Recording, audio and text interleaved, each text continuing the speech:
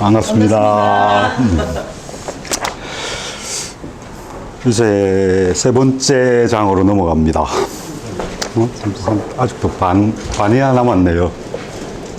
원래는 한 5번이면 다 읽을 줄 알았는데 10번은 읽어야 될 것 같아요. 10번 더 읽어야 될 것 같아요. 좋아요. 이번 장 제목이 타인의 과제를 버려라 뭐 이렇게 돼 있는데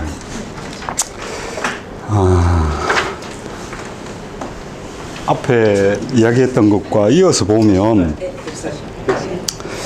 그 인간관계를 어떻게 하면 잘 풀어갈 수 있을까? 이 책에는 어떻게 하면 자유로울 수 있을까? 자유라는 용어를 써서 지금 이야기를 하고 있는데 자유라는 용어는 좀 적절하지 않을 것 같은데 어쨌든 자유라는 용어를 사용합니다. 뭐 안에 들어있는 의미는 인간관계를 잘 풀어가는 것, 그것에 대한 방법 내지는 그 지침을 이야기를 하고 있어요. 어떻게 하면 인간관계를 잘 풀어갈 수 있을까? 읽다 보면 제가 이 책을 읽으면서 계속 니체가 느껴진다고 말씀을 드렸는데 이 장 다 읽고 나니까 이 구절 많이 알려져 있는 무소의 뿔처럼 혼자서 가라 라는 구절, 제일 마지막 불경 초기의 아주 초기에 만들어진 불경에 나오는 이야기입니다. 그죠? 뭐 사자도 나오고 바람도 나오고 연꽃도 나오고 그죠? 무소, 코뿔소 이런 그걸 형상화해서 이제 이야기를 하고 있는데 이런 것들 보면 그러니까 주변의 영향을 받지 않는 굳건한 자신이 있어야 그게 가능한 거죠. 그죠? 굳건한 자신이 있어야 불교에서 뭐 부처가 이야기할 때는 법에 의지해서 그러니까 법에 의지해서 굳건하게 주변의 그 시선이나 아니면 주변의 유혹이나 이런 것들에 뭐 당당하게 뭐 유혹에 흔들리지 않고 살아가는 그런 모습을 그리고 있는데 여기서 제시하고 있는 인간관계에서의 문제점들을 해결할 수 있는 방법, 그것도 결국 여기서 이야기하는 것과 똑같은 그 궤도를 갖고 있는 것 같아요. 그래서 니체도 불교나 뭐 이런 쪽에 영향을 굉장히 많이 받았고 이 책도 그런 느낌이 좀 들어요. 요 구절 기억을 하시고 한번 읽어 가볼까요? 한번 전체적으로 한번 보십시오. 뭐 소리에 놀라지 않는 사자같이 사자가 뭐 다른 동물들 신경 쓰겠어요, 그죠? 그리고 그물에 걸리지 않는 바람같이 제약 없는 아무것도 막아설 수 없는 그런 존재. 물에 더럽혀지지 않는 연꽃같이 물이 아니라 진흙에서 피면서도 자기 자신의 그 아름다운 모습을 유지할 수 있는 그런 연꽃. 그 다음에 코뿔소도 마찬가지. 자기가 확립되어져야만 다른 사람, 그러니까 나와 관계 맺고 있는 다른 사람, 타인이죠, 그죠? 사회 관계 또는 인간관계 내에서 여러 가지 제약 또는 시선 또는 요구 이런 것들에 휘둘리지 않고 자기 자리를 지킬 수 있는. 근데 좀 강한 표현들이 여기도 등장을 합니다.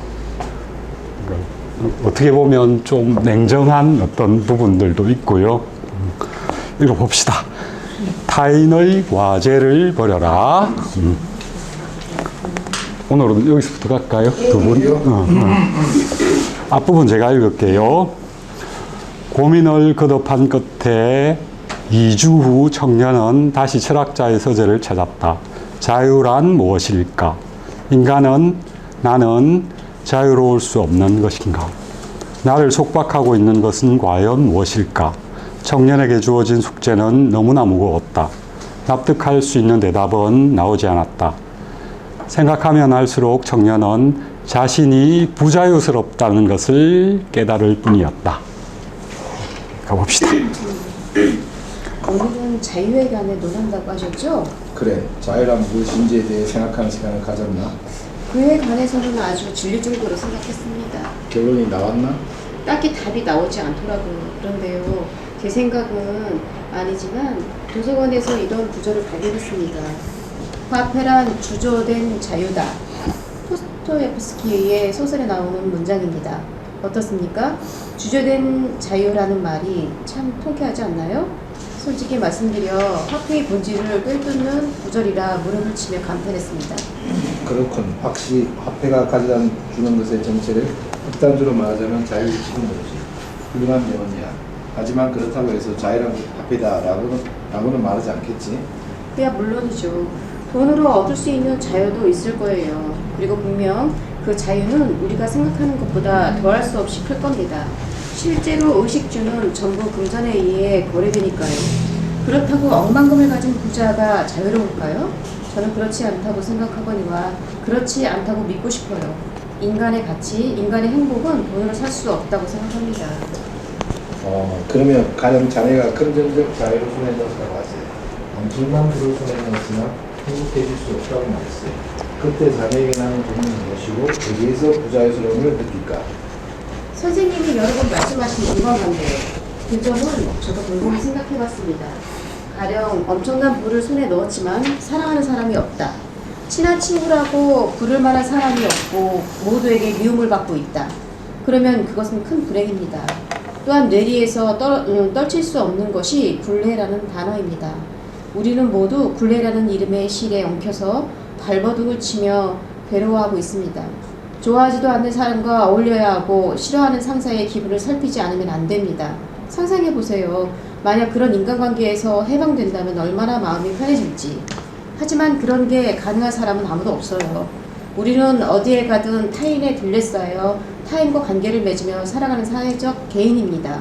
어떻게 해도 인간관계의 단단한 그물망에서 벗어날 수 없어요. 과연 모든 고민은 인간관계에서 비롯된 고민이다 라고 말했던 아들러는 탁월한 식견이 있었던 겁니다. 결국 이런 결론에 도달했습니다. 중요한 점이네. 조금 더 파고들어 생각해보세요. 대체 인간관계에 무엇이 우리의 자유를 빼앗는 것일까? 그거예요. 선생님은 지난번에 타인을 적으로 생각하느냐 친구로 생각하느냐에 관한 말씀을 하셨죠. 타인을 친구로 볼 수 있다면 세계를 보는 눈이 달라질 거예요. 확실히 납득이 되는 말이에요. 저도 며칠 전에 그대로 수긍하고 돌아갔지요. 그런데요, 곰곰이 생각해보니 인간관계에는 그것만으로 설명할 수 없는 요소가 있어요. 이를테면 가장 이해하기 쉬운 것이 부모의 존재예요. 제게 부모님은 아무리 생각해도 적은 아니에요. 특히 어린 시절에는 가장 큰 보호자로서 저를 키워주시고 보살펴주셨죠. 그 점은 진심으로 감사하고 있습니다. 하지만 우리 부모님은 엄격한 분들이세요. 지난번에도 말씀드렸지만 늘 저를 형과 비교하고 인정해주지 않으셨죠. 그리고 제 인생에 끊임없이 간섭했어요. 더 공부해라. 그런 친구를 사귀지 마라. 최소한 이 정도 대학에는 들어가라. 이런 직장을 구해라. 하는 식으로요. 그런 요청은 압박감이 엄청나서 그야말로 불행했습니다. 결국 자네는 어떻게 했나? 대학에 들어갈 때까지는 부모님의 의향을 무시할 수 없었습니다. 고민도 했고 답답함도 느꼈죠. 하지만 언제부터인가 내 희망과 부모님의 희망이 겹친 것도 사실이에요. 그래도 직장만큼은 제 스스로 선택했지만요. 그러고 보니 묻지 않았군. 자네 무슨 일을 하나? 지금은 대학 도서관에서 사서로 일하고 있습니다. 우리 부모님으로서는 형이 그랬던 것처럼 아버지의 인쇄 공장을 잇기를 바라셨던 모양이에요. 덕분에 취직한 이후로 부모님과 사이가 좀 어색해졌죠. 만약 상대가 부모님이 아니라면 그야말로 적과 같은 존재라면 저는 아무런 고민도 없었을 겁니다. 아무리 간섭해도 무시하면 그만이니까요. 하지만 제게 부모님은 적이 아니에요. 친구인지 아닌지도 모르겠지만 적어도 적이라 불러야 하는 존재는 아니에요. 그분들의 의향을 무시하기에는 너무 가까운 관계인 거죠. 부모님 뜻에 따라 진학할 학교를 정했을 때 자네는 부모님에게 어떤 감정을 느꼈나? 복잡했어요. 원망스러운 마음도 들었지만 한편으로는 안도한 것도 사실이에요. 이 학교라면 드디어 인정받을 수 있겠다 싶었거든요. 인정을 받다니? 그런 유도 질문은 이제 그만하세요. 선생님도 아시잖아요. 흔히 인정욕구라고 하죠. 인간관계의 고민은 그야말로 여기에 집약되어 있어요. 우리 인간은 늘 타인에게 인정받는 것을 필요로 하며 살아가지요. 상대방이 증오하는 적이 아닌 바에야 그 사람에게 인정받기를 바라죠. 그래요. 저는 부모님께 인정받고 싶었어요. 알겠네. 지금 자네가 한 얘기를 아들러 심리학의 관점에서 설명해 주지. 아들러 심리학에서는 타인에게 인정받기 원하는 마음을 부정한다네. 인정 욕구를 부정한다고요? 타인에게 인정받을 필요가 없다는 말일세. 우리가 인정받기를 바라서는 안 되네. 이 점을 짚고 넘어가지 않으면 안 되겠군. 아니 무슨 말씀을 하시는 거예요? 인정 욕구야말로 인간에게 살아갈 힘을 주는 보편적인 욕구 아닙니까? 이 제일 마지막 구절 어떻습니까? 이 청년이 이야기하는 인정 욕구에 대한 일반적인 어떤 어떻게 보면 다 갖고 있는 거잖아요. 그죠? 내가 어떤 일을 했을 때 내 안에서 만족도 필요하지만 다른 사람으로부터 저 사람 잘하네, 저 사람 박수. 어떨 때는 뭐 그런 게 좀 심하면 관종이라고 하기도 하는데 기본적으로 일단 그런 성향들은 다 갖고 있죠. 그런 부분들 한번 마음속에 자기도 한번 넣어서 생각을 해보시고, 이 책에 등장하는 이 재밌는 표현, 돈은 주조된 자유다. 이게 저 구절이 어떤 그 책에 등장하느냐 하면, 도스토옙스키가 나중에 시베리아 유형을 가죠. 시베리아 유영지라고 하는 거는 그냥 그저에 그냥 집어넣고 이동 못하게 이렇게 박아놓는, 그러니까 극도로 이제 자유가 억압된 그런 생활을 좀 합니다. 거기에서 이 체험, 그걸 기록해 놓은 책이 죽음의 집의 기록이라는 책입니다. 거기 나오는 구절인데요. 그 억압되고 자유가 없는 그 공간 안에서 이제 뭐 돈을 좀 갖고 거기 들어온 사람들이 있을 거 아니에요. 그 돈을 가지고 사람들로 하여금 자기가 원하는 것을 가져다 주게 이렇게 사용을 합니다. 원래 구절은 이렇습니다.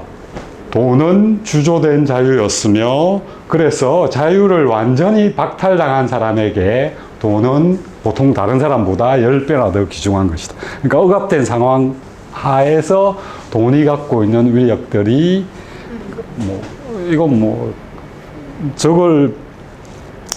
저 억압된 상황 또는 그 구속된 상황이 아니어도 어떤 의미에서는 저런 것들을 많이 느낄 수가 있죠. 그 기생충인가 거기에 나오는 대사 중에 하나 아주 재밌는, 저는 기억에 남는데, 야, 돈 있는 집 애들 봐봐, 저 거늘이 없어요, 거늘이 없어, 이런 대화를 제가 기억을 하고 있는, 그거랑 똑같거든요. 그러니까 경제적인 어떤 부분들이 사람을 억압하는 그런 요소로 끊임없이 작동을 하죠. 사람들은 먹고 살아야 되고, 또 그게 뭐 극단적으로는 먹고 사는 거지만 다른 부분에서는 다른 사람과의 비교잖아요. 뭐 요즘 생각해 보면 제가 100년 전에는 살아보지 않았지만 그 세대에 살았던 사람들보다는 물질적으로 훨씬 풍요로운 그런 상황이지만, 또 비교하다 보면 또 힘든 건 또 마찬가지고. 그래서 자유라는 그 용어를 지금 여기 사용하고 있는데, 인간은 자유로울 수 있는 존재가 될 수 있을까요? 자유는 어떤 의미에서 꿈이 아닐까 하는 생각도 가져봅니다. 그러니까 우리가 보통 살아가면서 뭐 사람들은 항상 자기가 그리고 있는 유토피아라고 하는 세상을 그려놓고 현실과 대비를 시키면서 뭐 어떤 사람은 절망하기도 하고 어떤 사람은 희망을 갖기도 하고 이렇게 살아가는데, 그 중에 하나가 자유라는 용어가 아닐까 하는 생각이 듭니다. 이 책에서는 인간관계에서 일어나는 문제로부터 벗어날 수 있는 것, 그걸 자유라는 용어를 사용해서 이야기를 하고 있습니다. 사람 관계 속에서 생겨나는 문제점들, 이런 것들이 해결될 수 있는 방법, 또는 그런 게 생겨나지 않을 수 있는 방법, 그걸 찾아가는 길입니다. 제일 여기 지금 하고 싶은 그 이야기는 제일 마지막 장에 다 들어가 있습니다. 제가 보기에는 인정욕구라고 하는 용어, 인정욕구. 인정욕구는 이 사람만이 아니라 다른 고대 서양의 철학자들도 저 용어를 많이 사용을 했습니다. 근데 기본적으로 플라톤 같은 사람도 저 인정욕구라고 하는 거에 대해서 이야기를 했었는데, 인간이 그 어떤 행동을 하거나 어떤 목표를 추구하거나 할 때 그것의 원동력이 되는 본질적인 어떤 힘이라고 긍정적으로 해석을 했습니다. 이전에. 근데 뭐 이 책에 의하면 아들러 같은 경우에는 인정욕구가 인간관계 내에서 어려움을 만들어내는 근본적인 이유로 보고 있습니다. 어떻게 생각하실지 모르겠습니다. 저는 인정욕구가 갖고 있는 긍정적인 요소도 있다고 생각합니다. 그렇죠? 근데 인정욕구가 긍정적인 요소를 갖고 있는데, 아까 제가 뭐 농담삼아 관종이라는 표현을 썼었는데, 그게 이제 인정욕구가 지나친 경우가 그렇게 되는 거잖아요. 그렇죠? 지나치게 되면, 또는 아까 말씀드렸던 자기 중심이 없으면, 그렇죠. 인정욕구는 자기를 굉장히 힘들게 하는 요소가 될 수 있지 않을까 하는 생각이 듭니다.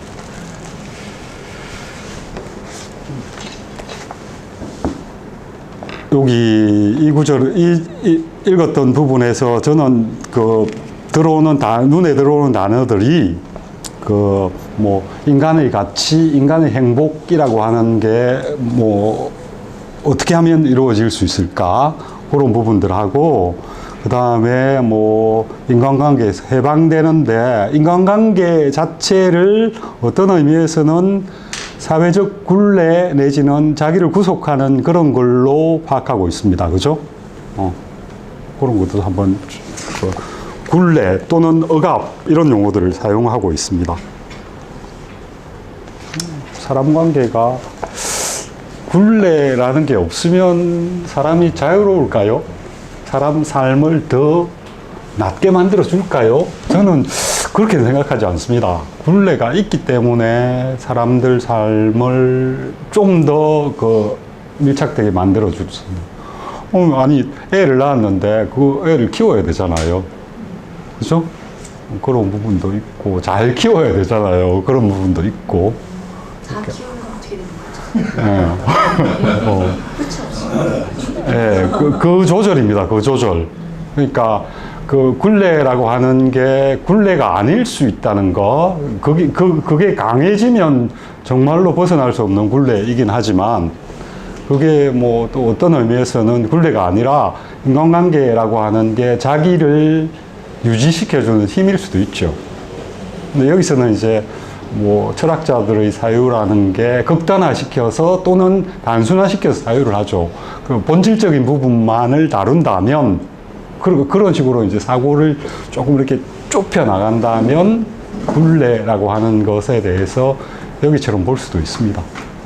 사실 수요일날 공부하고 오기 되게 싫더라고요. 네. 근데 이놈의 인간관계 때문에 올 때가 있어요. 괜찮아, 안 와도 돼. 거기 왜지 말고. 그런 것들의 이제 하나하나의 실타래들이 이렇게 얽혀가지고 사실은 어떤 사람의 삶을 구성을 하는 거니까요. 그죠? 그런데 뭐 그 실타래들이 없다고 해서, 또는 그 실타래들을 다 벗어버렸다고 해서 그 사람 삶이 더 좋은 삶인가, 이런 거는 좀, 그죠? 다시 생각해 볼 수 있는 여지인 것 같습니다. 단지 이제 우리가 생각하기에 나는 이 굴레라고 하는 부분에 대해서 이걸 나를 억압하는 어떤 굴레로 만들어 가고 있는 어떤 나의 행동 방식, 나의 사고 방식이 있지 않나, 이런 걸 점검해 보는 거죠. 그죠? 자식을 욕하고, 그래도 네. 자식들이 옆에 가족이 없으면 무슨 낯으로 사나 이런 생각도 하잖아요. 그렇죠. 예, 그건 게. 때문에 또 사람은 자기가 혼자밖에 없으면 우리가 여행을 가잖아요. 여행을 왜 갑니까? 여행을 가는데, 평생 여행을 다니는 사람도 뭐 있을 수도 있겠지만, 그 평생 여행 다니는 게 의미가 있을까요? 그러니까 원래 여행이라는 거의 의미에서 보면, 자기가 살던 이 굴레로 꽉꽉 짜여진 그 생활에서 잠시 벗어나서 그 어떤 자유로움을 느끼는 그런 의미에서 자유라고 하는 부분은 있는데, 그게 계속 그렇게 살 수는 없잖아요. 그러면 계속 그렇게 살아간다면 그 사람은 자유롭다고 할 수 있을지 그런 생각이 좀 들었습니다. 좀 이어서 볼까요? 오늘은 좀 더 봐도 될 것 같습니다. 그죠? 두 분, 예. 제목은 제가 읽을게요. 그 사람의 기대를 만족시키기 위해 살지 말자. 타인에게 인정을 받으면 확실히 기분이 좋아지지. 하지만 인정받는 일이 반드시 필요한 것인가 하느냐면 그렇지는 않네. 그러면 대체 왜 인정받고 싶은 걸까? 더 단적으로 말해 왜 타인에게 칭찬받기를 원하는 건가? 간단해요. 우리는 타인에게 인정받음으로써 나는 가치가 있다는 걸 실감할 수 있거든요. 타인의 인정을 통해 열등감을 없앨 수 있어요. 자신감이 생기죠. 그래요. 이는 그야말로 가치의 문제예요. 선생님도 지난번에 말씀하시지 않으셨습니까? 열등감은 가치 판단의 문제라고. 저는 부모님께 인정받지 못한 열등감으로 뭉쳐 살아왔다고요. 그러면 우리 주변에서 흔히 볼 수 있는 장면을 예로 들어보지. 가령 자네가 직장에서 쓰레기를 치웠다고 하세요. 하지만 동료들은 전혀 알아채지 못해 혹은 알고 있지만 누구도 고마워하지 않고 인사 한마디 건네는 사람이 없어. 그러면 자네는 그 후에도 계속 쓰레기를 치우겠나? 곤란한 상황이군요. 뭐 아무도 고마워하지 않으면 그만둘지도 몰라요. 그러지? 쓰레기를 치우는 것은 모두를 위해서입니다. 모두를 위해 땀을 흘렸는데 인사 한마디 못 듣는다? 그럼 의욕이 나지 않겠죠. 인정 욕구의 위험함이 거기에 있네. 대체 왜 인간은 타인의 인정을 바라는 걸까? 대개의 경우 그것은 상벌 교육의 영향이라네. 상벌 교육이요? 적절한 행동을 하면 칭찬을 받는다. 부적절한 행동을 하면 벌을 받는다. 아들러는 이런 상벌에 의한 교육을 맹렬히 비판했네. 상벌 교육의 결과로 생기는 것은 칭찬하는 사람이 없으면 적절한 행동을 하지 않는다. 벌 주는 사람이 없으면 부적절한 행동을 한다. 등과 같은 잘못된 생활 양식일세. 칭찬받고 싶은 목적이 있어서 쓰레기를 치운다. 그리고 누구에게도 칭찬받지 못하면 분개하거나 다시는 이런 짓을 하지 않겠다고 결심한다. 딱 봐도 이상한 얘기지. 아닙니다. 말을 왜곡하지 마세요. 저는 교육을 논하자는 것이 아닙니다. 좋아하는 사람에게 인정받고 싶은 것, 가까운 사람에게 사랑받고 싶은 것, 이는 당연한 욕구라고요.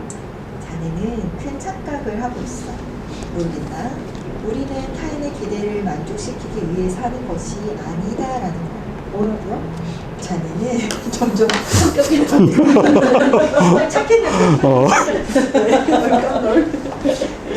자네는 타인의 기대를 충족시키기 위해 사는 것이 아니네. 나도 타인의 기대에 부응하기 위해 사는 것이 아니고 타인의 기대 같은 것은 만족시킬 필요가 없다는 말일세. 아니, 그건 너무 이기적인 논리예요. 나만 생각하고 독선적으로 살란 말씀입니까? 유대교 교리를 보면 이런 말이 있네. 내가 나를 위해 내 인생을 살지 않으면 대체 누가 나를 위해 살아준단 말일까? 자네는 자네만의 인생을 살고 있어. 누구를 위해 사느냐고 하면 당연히 자네를 위해 살아야겠지. 만약 자네가 자네를 위해 살지 못한다면 대체 누가 자네의 인생을 살아준다는 말일까? 우리는 궁극적으로 나를 생각하며 사는 거라네. 그렇게 생각하면 안 될 이유가 없지. 선생님은 역시 허무주의의 독에 물들어 있어요. 궁극적으로는 나를 생각하며 산다? 그래도 괜찮다고요? 그건 너무 비겁한 생각입니다. 허무주의가 아닐세. 오히려 반대지. 타인의 인정을 바라고 타인의 평가에만 신경을 기울이면 끝내는 타인의 인생을 살게 된다네. 무슨 뜻이죠? 인정받기를 바란 나머지 이런 사람이면 좋겠다는 타인의 기대를 따라 살게 되지. 즉 진정한 자신을 버리고 타인의 인생을 살게 되는 거라네. 기억하게. 자네가 타인의 기대를 만족시키기 위해 사는 것이 아니다 라고 한다면 타인 역시 자네의 기대를 만족시키기 위해 사는 것이 아니다 라는 걸세. 상대가 내가 원하는 대로 행동하지 않더라도 화를 내선 안 돼. 그것이 당연하지. 아니요. 그것은 우리 사회의 근본부터 뒤집는 논리예요. 아시겠어요? 우리에게는 인정 요구가 있습니다. 하지만 타인으로부터 인정받기 위해서는 나부터 타인을 인정해주지 않으면 안 됩니다. 타인을 인정하고 다른 가치관을 인정해야 비로소 자신도 인정받을 수 있어요. 그렇게 서로 인정관계를 맺으며 우리는 사회를 구축해가는 겁니다, 선생님. 선생님의 이론은 인간을 고립으로 내몰고 대립을 부추기는 사기해야 할 위험한 사상이에요. 불신감과 시의심을 조장하는 악마적인 사주라고요. 타기가 무슨 말이에요? 타기? 뱉어버려야 되는. 입에 머금고 있으면 안 되고 그냥 뱉어서 버려야 되는. 예. 침뱉을 타. 자네는 그런 재밌는 말을 어디서 배웠나? 그렇게 흥분할 필요 없네. 함께 생각해 보자고. 인정받지 못하면 괴롭다. 타인으로부터, 부모로부터 인정받지 못하면 자신감을 잃는다. 그러한 삶이 과연 건전하다고 할 수 있을까? 예를 들어 신이 보고 있으므로 선행을 쌓는다라는 생각. 그러나 그것은 신이 존재하지 않기 때문에 모든 악행이 허용된다라는 허무주의와 등을 맞대고 있는 사상이라네. 우리는 설령 신이 존재하지 않더라도 신에게 인정받지 못한다 해도 주어진 삶을 살아야 하네. 오히려 신이 없는 허무주의 세계를 극복하기 위해서라도 타인에게 인정받는 것을 부정할 필요가 있지. 신 따위는 아무래도 좋아요. 더 솔직하게, 더 정면에서 시장 바닥에서 살아가는 사람들의 마음을 헤아려 주세요. 예를 들어 사회적으로 인정받고 싶어하는 인정 욕구는 어떻게 봐야 하죠? 인간은 왜 조직 안에서 출세하기를 바라는 걸까요? 왜 지위와 명성을 구하는 걸까요? 그것이 사회 전체로부터 뛰어난 인물이라는 인정을 받고 싶은 소망, 바로 인정 욕구잖아요. 그러면 인정을 받았다고 해서 정말로 행복하다고 할 수 있을까? 사회적 지위가 높은 사람들은 행복을 실제로 느끼고 있을까? 아니 그건 타인에게 인정받으려고 할 때 거의 모든 사람이 타인의 기대를 만족시키는 것을 수단으로 삼네. 적절한 행동을 하면 칭찬을 받는다는 상벌 교육의 흐름에 따라서 말이지. 하지만 가령 업무의 목표 자체가 타인의 기대를 충족시키는 것이 되면 그 일을 하기가 괴로울 걸세. 늘 타인의 시선에 신경을 곤두세우고 다른 사람의 평가에 전전긍긍하느라 나라는 존재를 억누를 테니까. 의외라고 생각할지 모르겠지만 상담을 받으러 오는 내담자 중에 성격이 제멋대로 사람은 별로 없네. 오히려 타인의 기대, 부모와 선생의 기대에 부응하려고 애쓰다가 괴로워하지. 쉽게 말해 자기 마음대로 행동하지 못하는 걸세. 그러면 결국 자기 멋대로 하라는 겁니까? 방향, 무인하게 행동하라는 것이 아닐세. 이를 이해하려면 아들러 심리학의 과제의 분리라는 개념을 알아야 하네. 과제의 분리요? 새로운 얘기가 나왔군요. 그게 뭡니까? 이게 상당히 터프하게 받아요. 그 사람의 기대를 만족시키기 위해 살지 말아라. 이거 어디서 많이 들어본 이야기 아닙니까, 사실? 그러니까 어떤 아버지와 아들, 자식과 부모가 싸우는 이유 중에 어쩌면 이게 굉장히 큰 이유일 수 있습니다. 그러니까, 먼저 살아본 사람들은 세상을 좀 더 알고 있다고 생각을 하고요.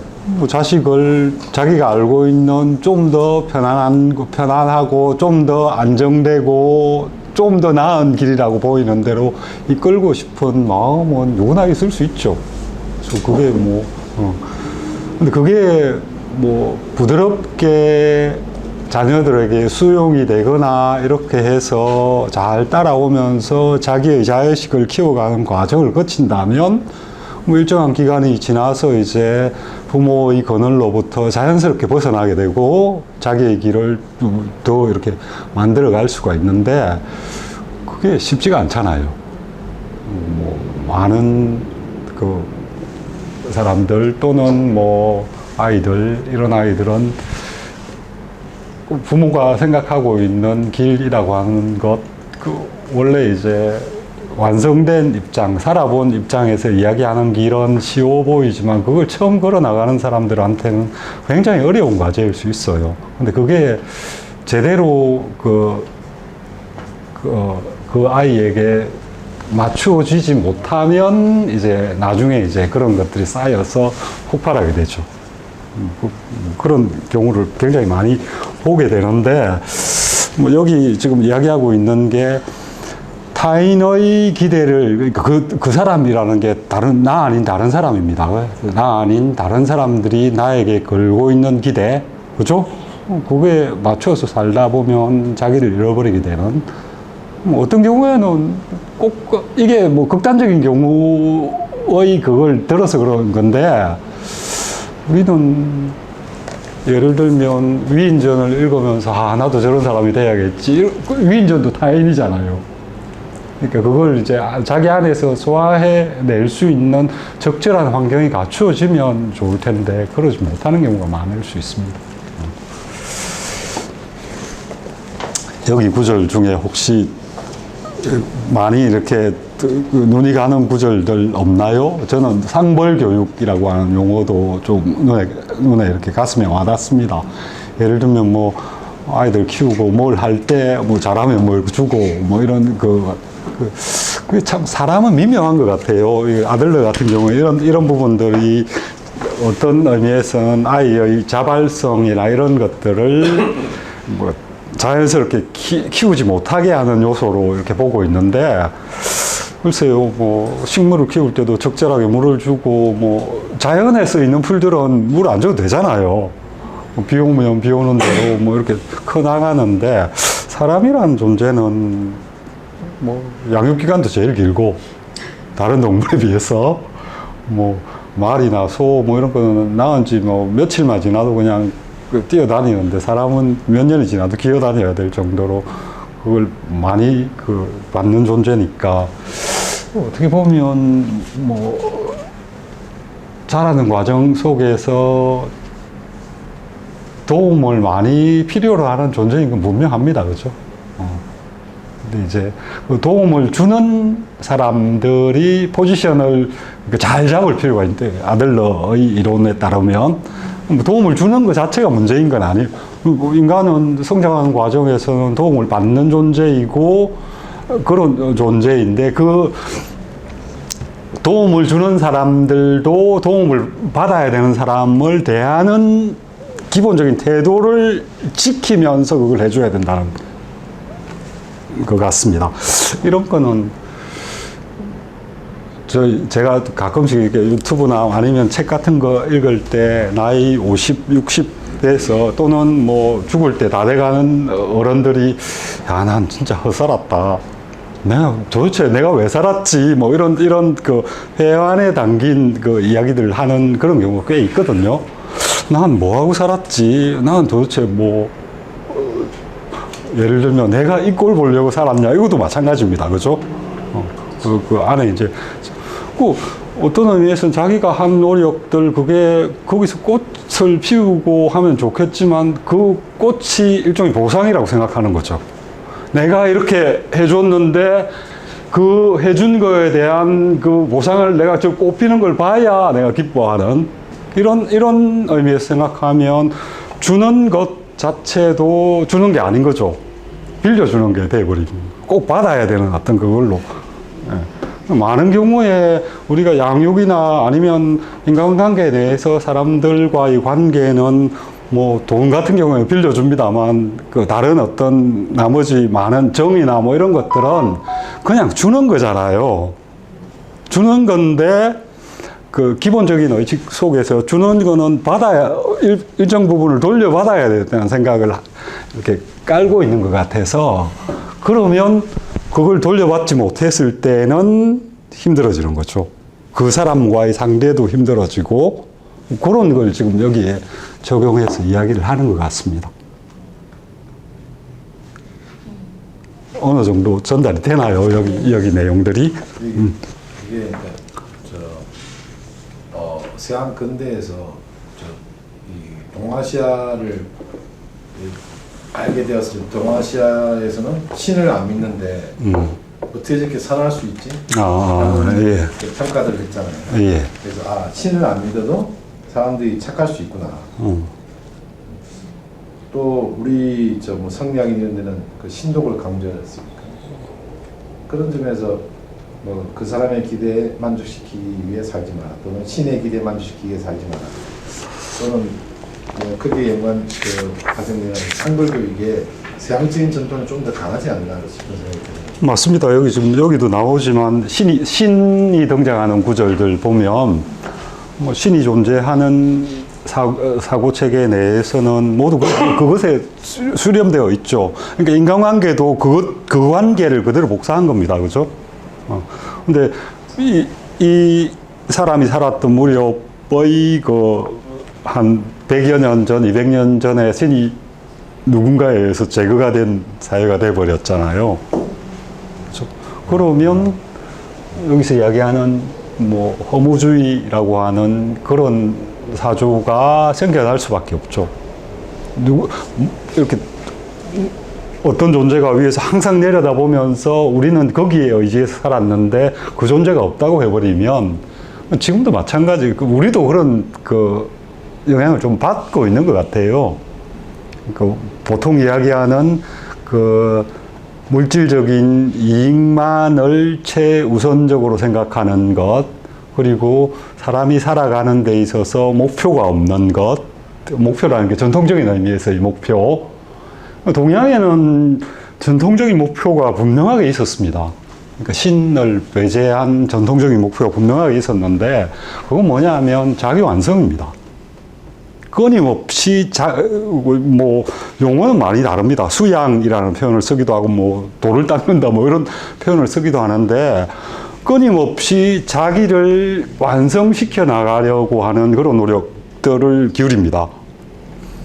혹시 서양에서 나는 예수다라고 하는 예수다라는 사람이 별로 등장을 안 하죠. 동양에는, 우리나라에는 자기가 예수다라고 하는 사람 많습니다. 웃을 일이 아니고요. 왜 그런 사고가 가능하냐 하면 끊임없이 자기를 완성하는 존재이기 때문에 그렇습니다. 저는 그렇게 생각합니다. 자, 그렇게 생각하는 사람들은 그게 사이비일지는 모르겠지만 의식 기반 안에는 자기는 완성된 사람이라는 생각을 하는 거죠. 그런 생각이 기본적으로 깔려 있기 때문에 그게 가능한 겁니다. 뭐 그런 생각을 해봤습니다. 도를 깨우쳤다는 사람이 무지하게 많죠. 예. 그게 뭐 긍정적이든 부정적이든 뭐 정상적인 또는 우리나라의 주류를 이루었던 사대부 계층이라고 하는 그 계층 자체가 갖고 있는 정체성이 그겁니다. 그리고 소위 말하는 성인이라고 하는 존재. 성인이라는 존재는 뭐 하늘에서 내려온 신 뭐 이런 것하고 상관이 없는 존재잖아요. 그렇죠? 인간입니다. 인간이고 아주 인간적인 모습을 그대로 갖고 있는 존재들입니다. 그게 이상적인 완성된 인간의 표본으로 등장을 하고요. 그 다음에 사대부라는 존재는 끊임없이 그 같은 성인이 되려고, 완성된 존재가 되려고 하는 노력을 하는 사람들. 실제로 그걸 하느냐 아니냐는 다르겠지만은 기본적인 이념의 토대가 그렇게 갖추어져 있는 겁니다. 서양은 그렇지 않잖아요. 신에 의해서 만들어진 그걸 그대로 발현하는 신에 의해서 주어진 어떤 목적 또는 목표 또는 어떤 모습, 그걸 그대로 실현하는 게 그 사람들은 이상적인 인간으로 이렇게 그걸 해왔었는데, 그런 의미에서 우리하고 많이 다르죠. 서양이 동양보다는 결국 인정 욕구가 좀 더 강한 문화인 것 같고, 그럴 수 있을 것 같습니다. 그래서 남의 시선을 더 많이 어떤 면에서 신경 쓰고 신의 시선을 신경 쓰듯이.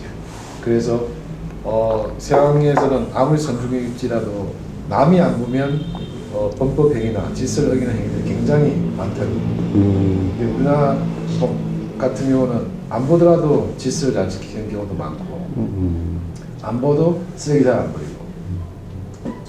그런 면에서 우리가 훨씬 더 결국은 자기 완성이라는 그런 문화, 예. 자기 수양, 이런 문화가 좀 더 강하지 않을까. 여기 나오는 얘 어떻습니까? 쓰레기 치우는데 아무도 칭찬 안 해주면. 뭐, 우리는 집어서 치우. 예, 우리는 치우죠. 그러니까 여기 좀 그러니까 일본 사람들이 생각하는 이런 예들이 이 책을 읽다 보면 가끔씩은 우리 사회에 그대로 적용되지 않은 예시들이 좀 있습니다. 그런 부분이 강한. 일본도 바깥의 신경을 굉장히 많이 우리보다는 훨씬 더 그 바깥의 시선에 대해서 민감하게 반응하는 그런 뭐 일종의 문화적인 그런 걸 갖고 있거든요. 그래서 뭐 여기 나오는 내용 자체가 그런 게 좀 가미가 되어 있는 게 아닌가 하는 생각이 듭니다. 꽤 자기 만족을 위해서 우리는 하는 사람이 훨씬 더 많지 않나요? 그죠?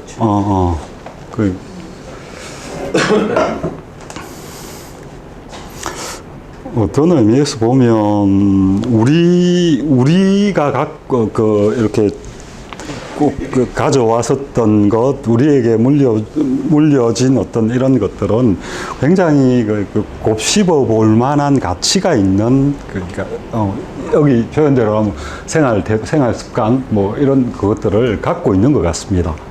근데 그게 은연중에 점점 사라져 가죠. 그런 모습들이 좀 느껴집니다.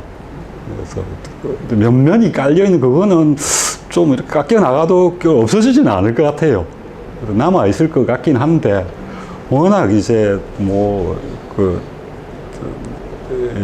서양적인 어떤 이런 것들이 많이 들어와 있고, 그리고 개별화되어 있는 사회 구조, 뭐 가족 구조 이런 것들 때문에 조금씩은 그런 것들을 느낄 수 있는 그런 장들이 조금 사라진다라고 할까요? 그런 부분들이 좀 있는 게 안타깝습니다. 우리나라에서 그러면 우리 정 대표가 말하는 오히려 우리나라는 체면 문화가 더 문제라고 많이 지적을 하지 않습니까? 네. 이건 서양 나쁜 영향을 받아서 바뀐 거예요. 그렇지는 않습니다. 어떻게 보면 중국 같은 경우에 우리보다 체면 문화가 훨씬 강하죠. 그러니까 어떤 부분에서 그 문화적인 어떤 현상이 갖고 있는 양면적인 부분을 좀 이렇게 볼 필요가 있습니다. 그러니까 체면 문화라고 하는 게 어떤 의미에서는 부정적인 요소도 있지만 그게 극단화되거나 중국은 굉장히 심한 것 같거든요. 근데 우리는 그렇게 심하지 않습니다.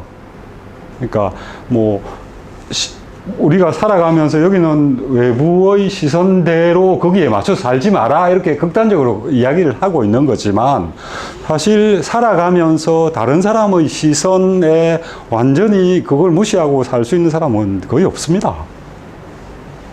그렇지 않나요? 저는 그렇게 생각합니다. 다른 사람의 시선, 뭐 다른 사람의 기대에 맞추어서 살지 마라라는 이야기를 하고 있지만, 그 기대를 완전히 무시하고 살아갈 수 있는 사람은 그렇게 많지 않다고 생각하고요. 체면 문화도 저는 그런 정도에서 보고 싶습니다. 체면이 어떤 경우에는 좀 이제 연배가 좀 많으신 분들이나 또는 그 문화에 좀 더 이제 많은 접촉을 한 분들 같은 경우에는 그런 게 권위와도 연결되고 뭐 체면과도 연결되고 해서 아마 한 3, 40년 전에 한 5, 60대가 내지는 70대가 가졌던 그런 체면 의식은 지금 보면 조금 약화된 측면들이 있는 것 같고요. 그 당시에는 또 그게 필요했을 수도 있죠. 있을 것 같습니다. 시대가 바뀌어가면서 그게 좀 더 심해지면 이제 그 문화적인 코드가 갖고 있는 역기능들이 발휘가 되는 정도가 아닐까 그렇게 생각을 합니다. 선생님은 어떠십니까? 체면이나 이런 게 삶에 있어서 뭐 좀 강한 축에 속하십니까? 제가요? 예. 많이 느끼는 거죠. 바뀌어야 된다 생각하면서. 다른 사람에 대해서가 아니고, 저도 그렇고 다른 사람. 다른 사람도 그렇고. 예. 다 이렇게. 그게 일종의 그것도 이제 다른 사람의 시선이라고 하는 부분들. 예. 사실 뭐 죽을 때 내 대신 죽을 사람도 없고. 그리고 사실 다른 사람의 눈치를 본다는 거는 내가 살아가는 에너지를 다른 사람에게서 얻는다는 거거든요. 예. 근데 그게 아니라 자기 스스로한테서 에너지를 얻어야 예. 결국 자기 자신으로 피어날 수가 있는데 이게 그렇다. 그만큼 자기 안에서 에너지 얻는 게 힘듭니다. 그렇죠. 굉장히 철저하게 공부해야죠. 예. 그리고 그걸 얻어가는 그 과정이라고 하는 게 힘든 정도가 아니고 어떤 부분에서는 많은 부분을 또 이렇게 잘라내야 될 수도 있습니다. 안에 생기는 욕구들, 자기 안에서의 욕구들을 그 욕구들이라는 건 순수하게 자기 안에 생기는 걸 수도 있고, 바깥에서 들어온 어떤 영향에 의해서 생기는 것도 있고, 그죠? 그런 부분을 잘라내고, 자기만의 어떤 것들을 굳건하게 세우는 게 쉽지가 않은 일들이죠. 사실 저는 그 부처님이 자기 아이랑 네. 자기 부인을 놔두고 예. 꿈을 탈출했잖아요. 네. 근데 저는 굉장히 화가 났었어요. 그걸 네. 처음 들었을 때. 아니, 부인하고 자식을 놔두고 5일 가출을 해. 막 이러면서 막 그랬거든요.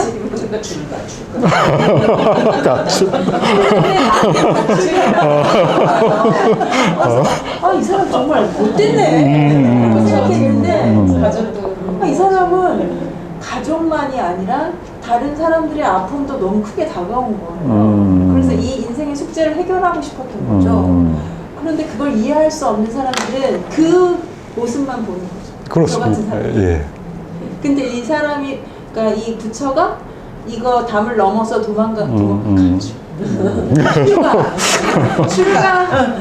출가한 거를 이해하려면은 그 사람의 마음 정도는 돼줘야 이해가 되는 거예요.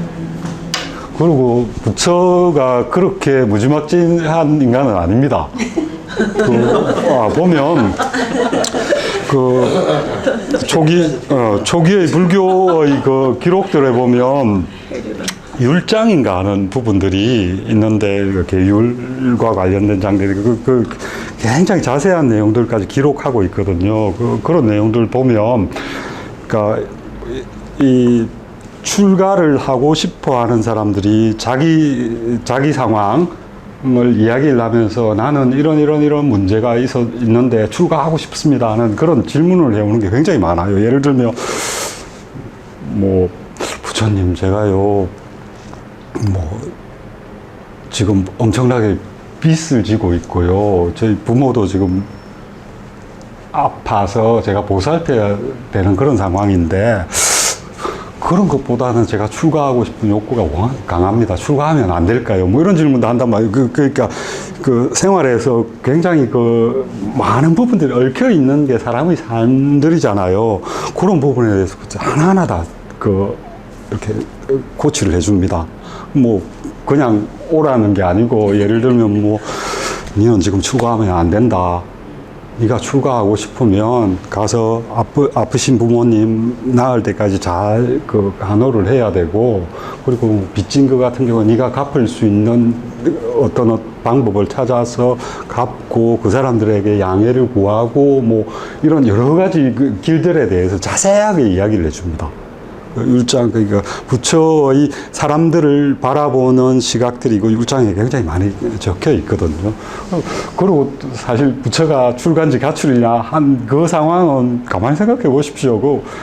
왕자고 그렇잖아요. 놔둬도 잘 크겠지, 이렇게 생각을 했을 수도 있고요. 그거보다 더 급한 게 있으니까 아마 나갔지 않나 하는 생각이 드는데. 생각에 대한 걱정이 없었죠. 예, 그런 부분들. 부처의 고뇌를 그래서 이해했다라는 거.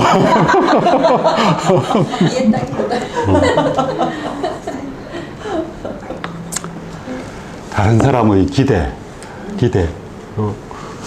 모르겠어요. 이게 대부분은 가족의 기대겠죠, 그죠? 기대, 이런 것들은 대부분 다 가족의 기대일 겁니다, 아마. 스승의 기대, 이런 것도 있을 수 있는데, 회사 사장님의 기대, 이런 거는 이제 좀 급이 낮아지죠. 동료의 기대, 이런 거 좀. 아무도 관심 그죠? 그러니까 여기 지금 이야기하고 있는 건, 앞에 우리 이야기할 때 쇠사슬 또는 이 붉은 실로 묶여져 있는 이 관계에 대해서 이런 것들이 굉장히 강하게 이렇게, 그만큼 친밀하기 때문에 그렇습니다. 관계가 가깝기 때문에. 가까운 관계이기 때문에 그런 기대도 이렇게 결국은 관계가 가깝고 이렇게 굳건하게 맺어져 있다는 건 서로 의지하고 있다는 거죠. 예를 들면 내가 세상을 살아가는데 나는 아무것도 책임질 요소가 없다면 그러면 그 사람 자유로울까요? 그럴 수도 있을 것 같습니다. 어떤 의미에서는. 근데 그런 자유가 의미가 있을까요? 하는 그런 그 반문도 한번 해볼 수 있습니다. 누군가 책임질 사람이 있고, 그죠? 누군가 책임져 주는 사람이 있고, 이런 관계 내에서 그 인간관계는 형성이 되는 거니까, 그런 부분도 한번 염두에 두시고, 이 장은 그런 대로 좀, 읽었던 내용은 뭐 좀 이렇게 전달이 되는 부분이 저는 있는 것 같습니다. 예전에 책 읽었을 때는 인정받는 거를 인정을 받아서 아이들이 많이 잘한다 이런 네. 거를 이제 읽어가지고 크게 와닿았었는데 지금 전 반대예요. 극단적으로 책 그대로 따라가지 마십시오. 이게 위험한 게, 인정 욕구라고 하는 게 아들러가 무시를 하잖아요. 그거는 아니다라고 이야기를 하는데, 그거 따라가면 또 잘못하면 큰일 납니다. 잘 이렇게 조절을 하셔야 됩니다. 인정 욕구가 사실, 수천 년 동안 많은 사람들은 인정 욕구가 사람들의 행동 또는 어떤 일을 해나가는데 동력이 되어 왔다고 생각을 했었는데, 아들들은 지금 다른 입장에 서 있는 거죠, 그죠? 책 읽을 때 조절을 잘 하셔야지. 인정 욕구 때문에 불행해지지 말라. 예, 그렇죠. 그쪽에 초점이 맞춰져야 되는 겁니다. 그러니까 인정 욕구가 지나칠 경우에는 이거는 서로 간에 또는 이게 강한 족쇄가 되어서 자기를 형성하는데 방해가 되거나 굉장한 장벽으로 기능을 할 수 있다. 근데 이튼 스쿨 있잖아요. 거기에 교육 방침은 칭찬하지 않는 거. 거기는 절대 칭찬하지 않는데. 서양에는 그런 전통이 좀 있는 것 같습니다. 막 떼쓰고 이러는 거는 가차 없더라고요. 프랑스 같은데요. 뭐 그냥 발로 차버리더라고요, 애를. 그게 이유가 칭찬받기 위해서 어떤 행동을 한다는 것 자체는 이 고귀한 애들한테 맞지 않는 거라. 인간으로 취급하는 건 아니에요. 성인으로. 서양 중세에서 근대에 들었을 때 그 아동에 대한 시각이 굉장히 안 좋았습니다. 그러니까 아이들을 작은 악마라 그랬습니다. 우리랑 많이 틀립니다. 먹는 거 같은 것도 먹다가 남은 찌꺼기 줬습니다, 애들한테. 왜 그런지, 원래 애들이란 게 말 안 듣잖아요. 그런 것도 있을 수 있을 것 같은데, 서양은 그런 게 굉장히 심했던 것 같아요. 보살펴, 이런 것보다는, 거의 어쨌든 저는 그 역사를 보고 굉장히 놀랐습니다. 그게 좀 떼쓰고 이럴 때 요즘 프랑스 같은 데 보면 떼굴떼굴 옛날에 이다도신가 하는 그분이 인터뷰하는 걸 제가 한번 봤는데, 애를 데리고 마트를 갔는데 사달라고, 뭘 사달라고 해서 안 사주니까 막 이렇게 뒹굴더라고요.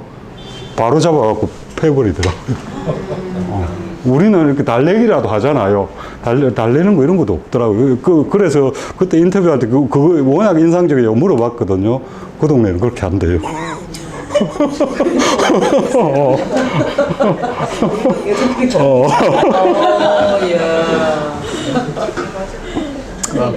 사달라고 떼안 쓸게요. 그냥 오세요. 이거 사줄게. 조금만 쉬었다. 예. 과제를 분리하라. 어떻게 할까?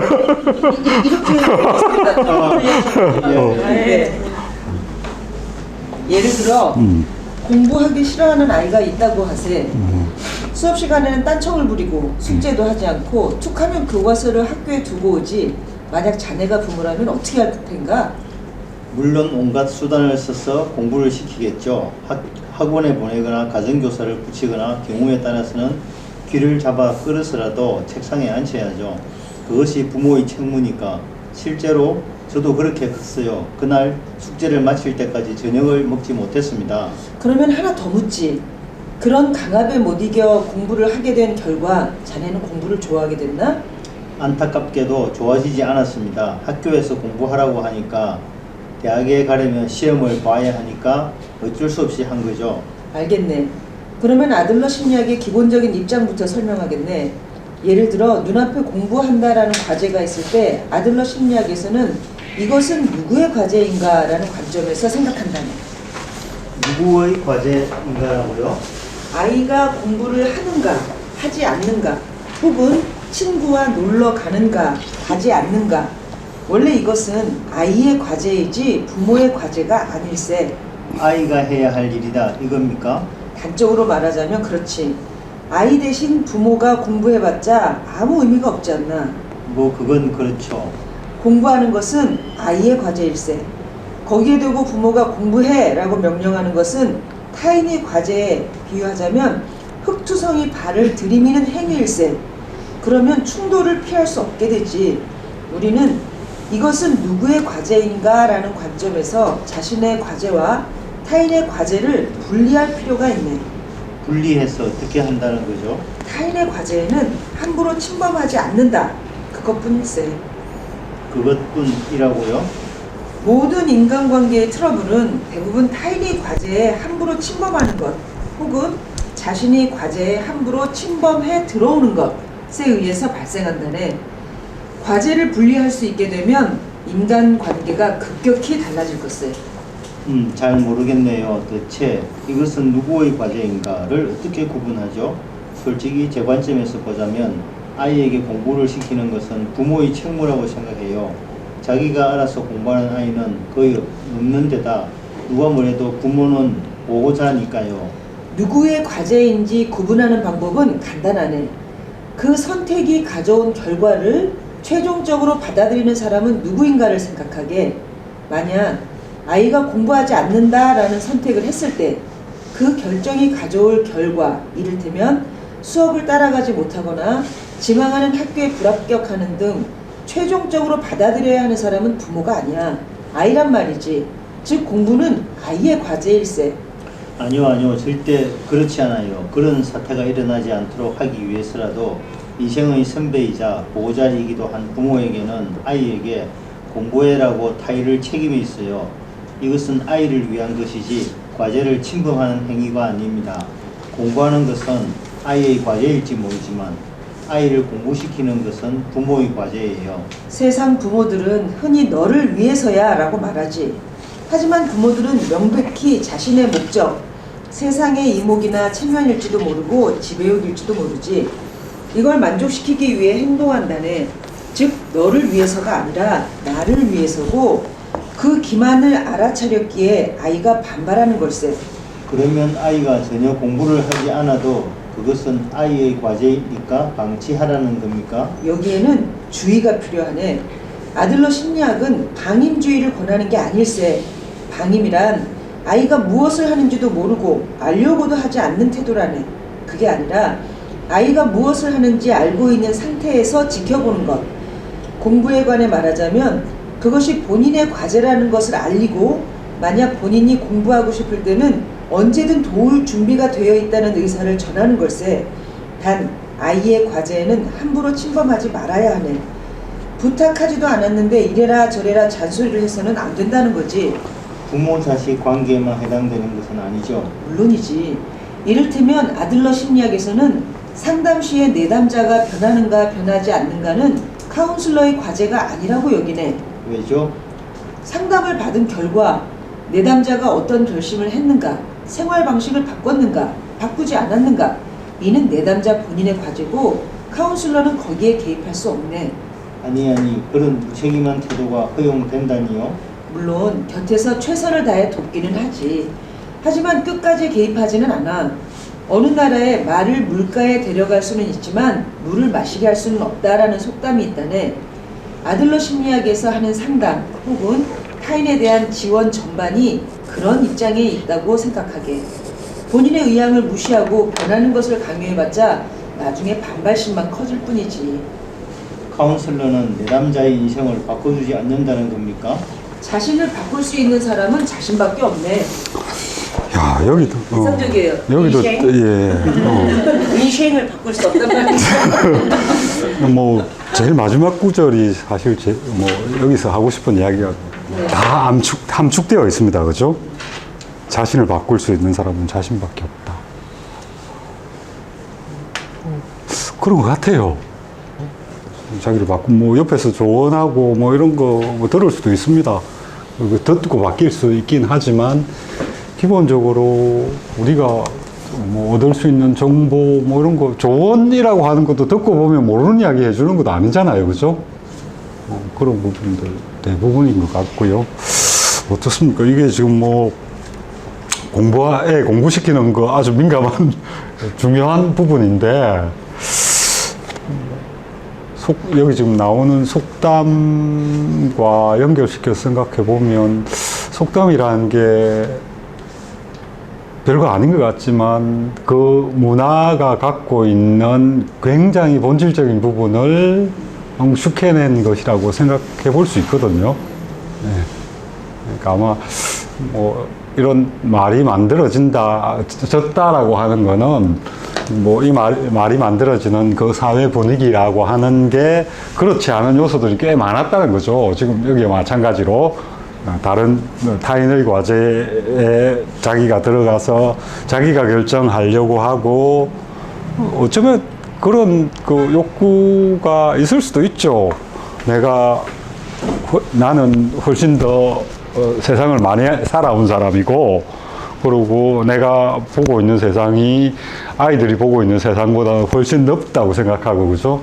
그럴 수 있는 여지들이 있습니다.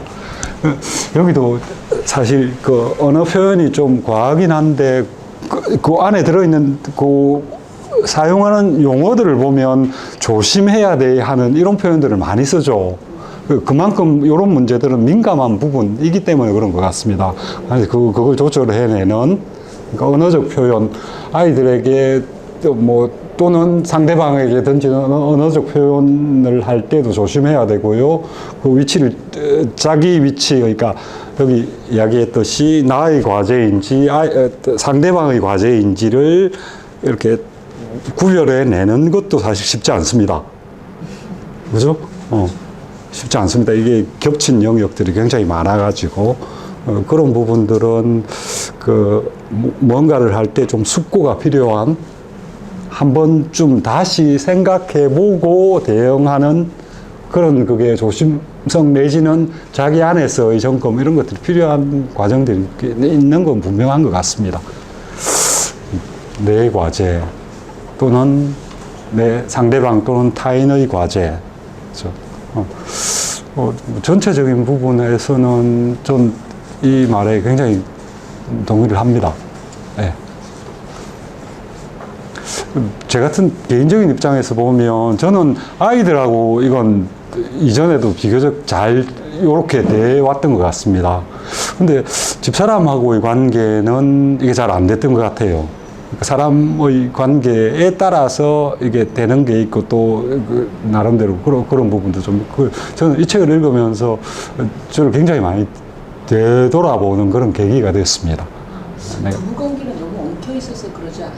꼭 그게 엉킨 게 아닐까? 예, 그게 얽힐 수도 있고요. 어쨌든 얽혀 있는 그게 좀 더 진짜 아이는 다르지만 부부끼리는 좀 그런 게 많이 있을 것 같아요. 그런 것 같습니다. 그러니까 근데 어떤 사람은 또 보니까 부부 사이의 그런 부분들은 잘 되는 반면 자녀나 부모님하고 이 관계가 또 잘 안 되는 사람도 있고 사람마다 좀 사람의 구성원들이 갖고 있는 성향에 따라서 조금씩 틀린 것 같습니다.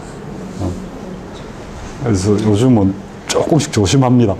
그러니까 한 번 더 생각해 봅니다. 네. 최근에 어느 분이 그 말씀을 하셨지? 제가 있나? 아주 가까운 사람한테 도대체 어떻게 해야 돼요? 그러면 부부든 뭐 이렇게 물어봤을 때 예의를 갖추라고 그러더라고요.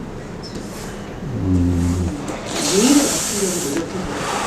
그것도 결국은 여기랑 똑같지 않나요? 그러니까 선을 예의라고 하는 게 동양에서 예는 참 특이한 그 전통입니다. 예의라고 하는 게 일종의 뭐 관습이기도 하고 법이기도 하고요.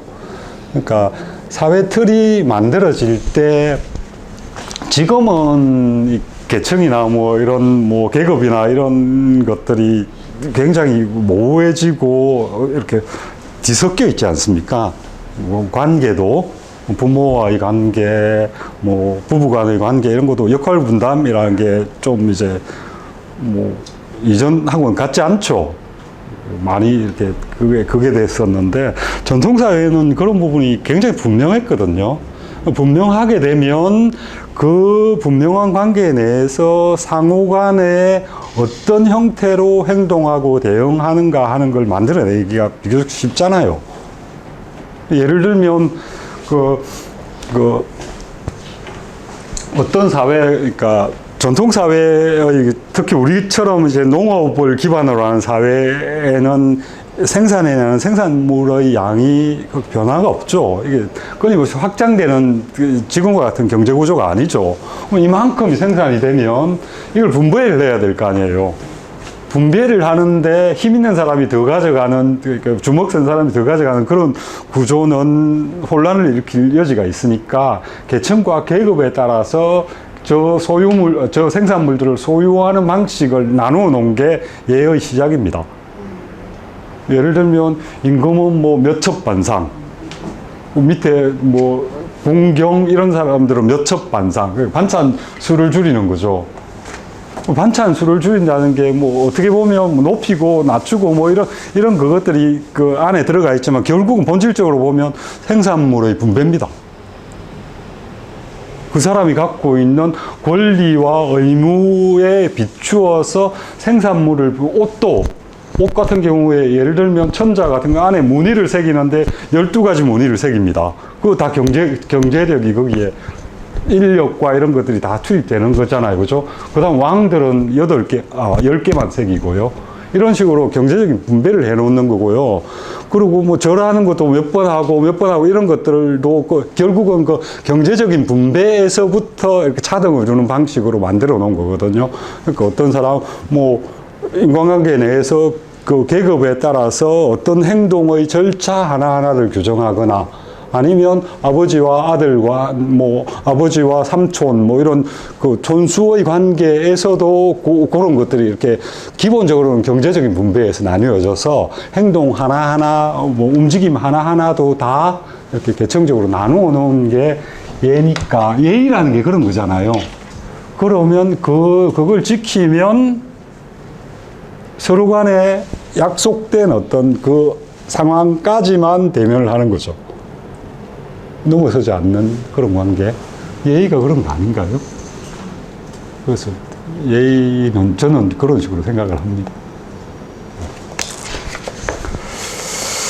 자, 자신을 바꿀 수 있는 사람은 자신밖에 없다.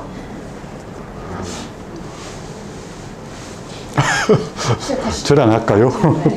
어떻게 할까요? 두 분 하시겠습니까? 제가 청년할게요.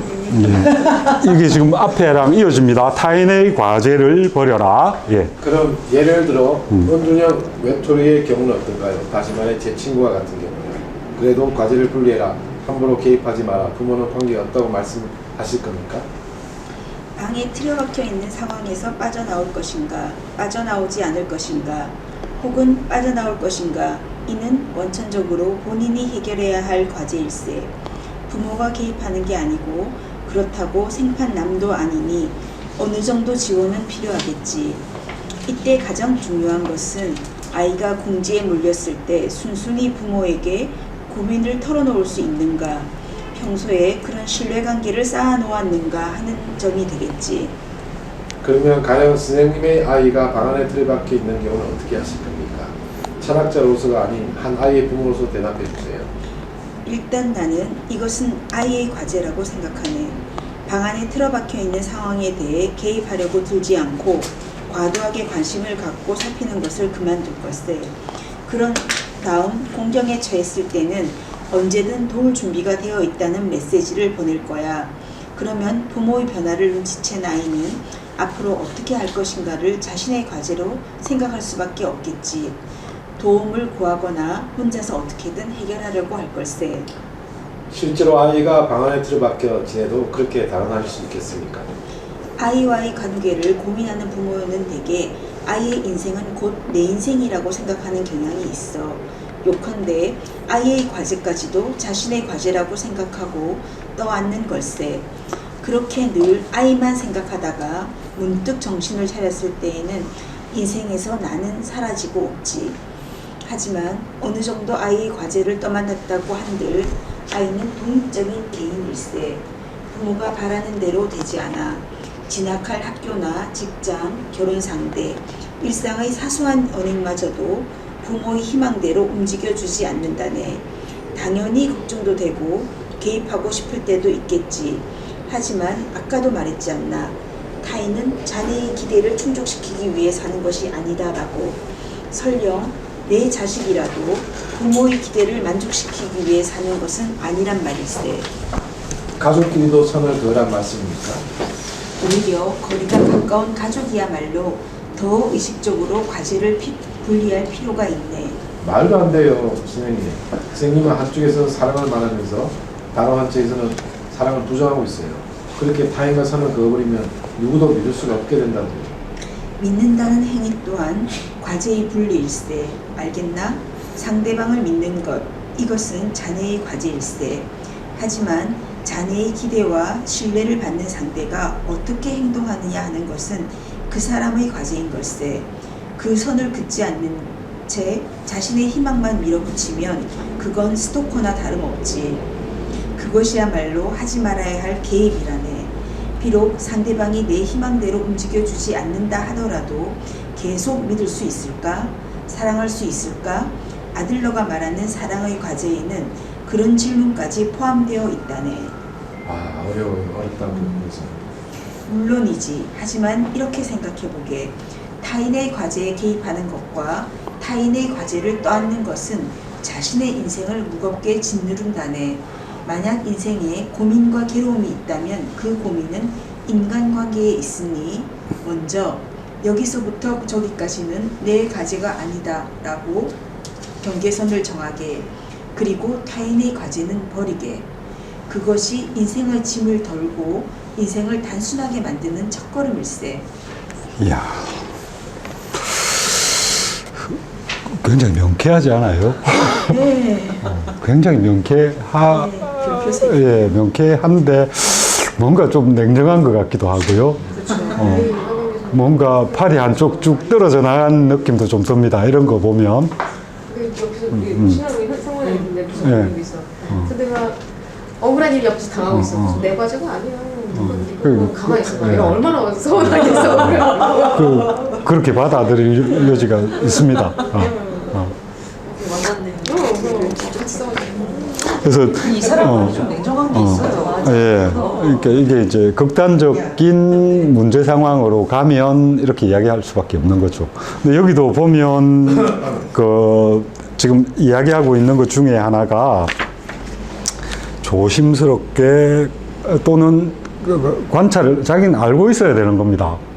관계를 유지하고 있는 사람이라면 저 사람이 어떤 상황인가를 보여지는 모습, 그거는 알고 있어야만 그 다음 이야기가 가능한 겁니다. 그러니까 이거는 그냥 무시하거나 내팽겨치거나 이거랑 다른 거라는 거. 그러니까 여기서 말하는 사랑, 애정 이런 것들이 내가 내 요구를 저기에 적용해서 이렇게 만들어가는 이 사람 말에 의하면 집착이나 이런 게 되겠죠. 그죠? 그런 식으로 가는 사랑이 아니라는 거죠. 그 부분만 수용을 해주시면 여기서 이야기하는 그 이야기의 그 흐름은 굉장히 명쾌합니다. 그죠? 마찬가지로 여기도 중심은 자기죠. 중심이 자기여야 하지 않겠습니까? 중심은 자기입니다.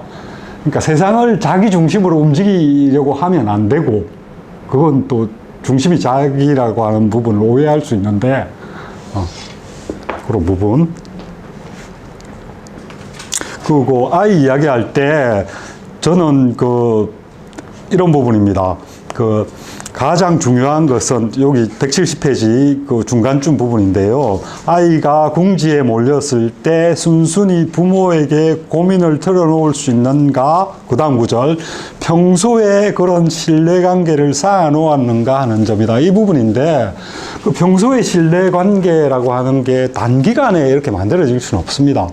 그리고 이런 것들이 말을 하고 뭐 말 한마디로 이 신뢰관계가 형성되는 건 그야말로 쉽지가 않거든요. 끊임없이 뭐 어른과 아이의 관계라면 어른은 아이를 관찰해야 됩니다. 아이가 어떤 상태인지를 보아오고 내가 너에게 언제나 관심을 갖고 있다. 부담이 아니고 관심을 갖고 있다라는 그런 신호를 끊임없이 줘야 됩니다. 그렇게 되면 여기서 말하는 신뢰라고 하는 것들이 만들어질 수 있어요. 뭔가를 요구하고 이런 게 아니어도 부모 자식의 관계는 제가 보기에는 요런 어떤 그거에 대한 그게 가장 기본인 것 같습니다. 관계 내에서 다른 관계도 이렇게 되면 좋을 수 있죠. 타인의 과제를 버리고 일단 과제를 분리하는 거기에서부터 시작해서 그 다음에 이제 내 과제가 아니라면 개입하는 것에 대해서 한번 신중한 다 개입하지 뭐 안 할 수는 사실 없겠죠. 어떨 때는 이야기해주고 싶기도 하고요. 이렇게 하라, 이렇게 하는 게 좋아, 이렇게 조언하는 것도 개입에 해당될까요? 모르겠습니다. 그게 참 그런 부분이 어렵습니다. 그러니까 아이가 내가 하는 조언을 조언으로 받아들일지 아니면 욕으로 받아들일지 그것도 알 수가 없잖아요. 나는 조언했는데 애는 그걸 억압으로 받아들이면 나의 욕구를 살펴봐야 하지 않을까요? 그죠? 그게 어디서부터 왔는지 맞습니다. 그런 부분들 끊임없이 자기 자신에 대한 성찰이 필요한 겁니다. 어떤 대상에 대해서 이야기할 때도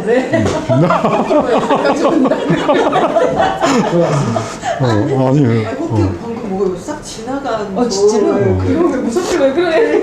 혹시 뭔가 깨달음이 온 거 아닙니까?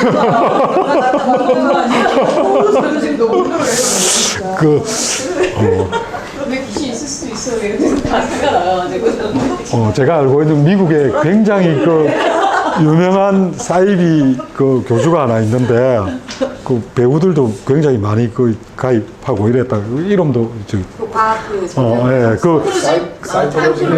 뭐 그런 건데 그 친구가 원래는 그 외판 영업 사원이라 그러는데 다리를 지나가는데 계시를 받았답니다. 다리 지나가면서 그 순간적으로 깨달음이 왔다. 뭐 자기 말은 그런데요.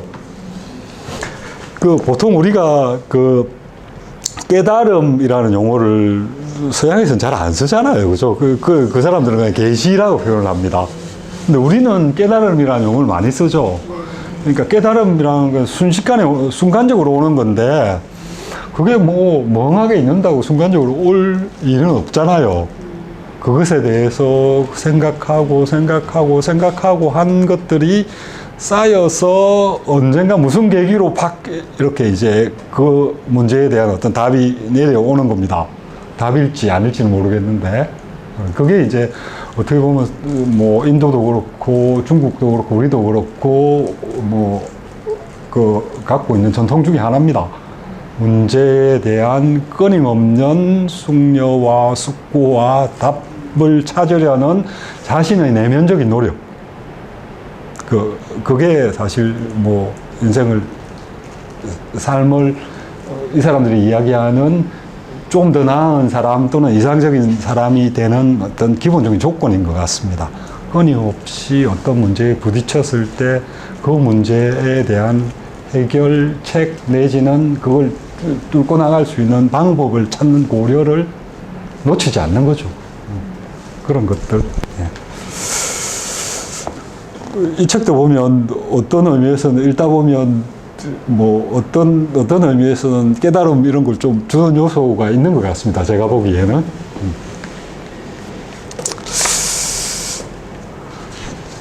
연결되는 부분들이 뭐 읽으면 좀 도움이 됐으면 싶습니다. 저는 이 책 고맙습니다.